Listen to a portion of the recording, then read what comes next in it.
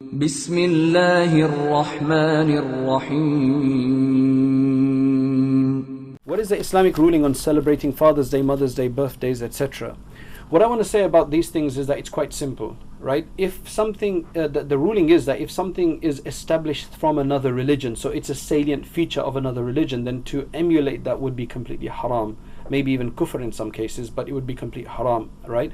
However, these things, this birthday and Mother's Day, at least Mother's Day and Father's Day, they're not from another religion. They're something that has been stipulated, that has been established through community, right? People have come up with these ideas. Personally, I think it's I'm not a conspiracy person, but I just think it's capitalists, right, trying to capitalize on these days, because then they can sell all of these gifts for Mother's Day and add a bit of revenue, generate a bit of revenue, and so on. So what I personally think is that really, like, if you look at birthdays, for example, whether it's halal or haram to celebrate them is another story, right? The main thing is that what should we really be doing? I mean, what did we do to become 15 years old or 20 years old or 30 years old, right? We didn't fuel ourselves. I mean, at the end of the day, we're just living our life and we're enjoying our life, right? So I don't see the point of celebration.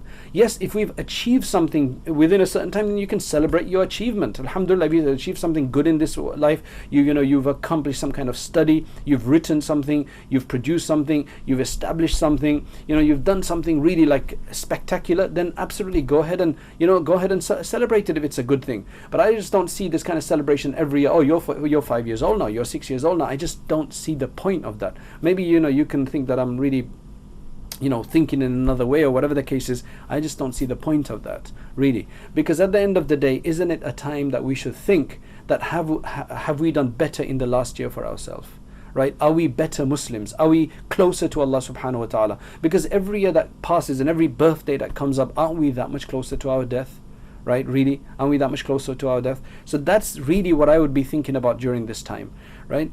Father's Day, Mother's Day, I really think that to just specify one day, for doing this kind of thing, that's not very Islamic, because Islam is really pushing for respect of fathers and mothers all the time.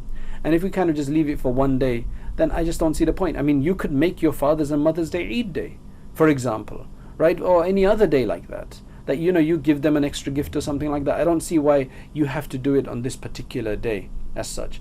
So that's about Mother's Day and Father's Day.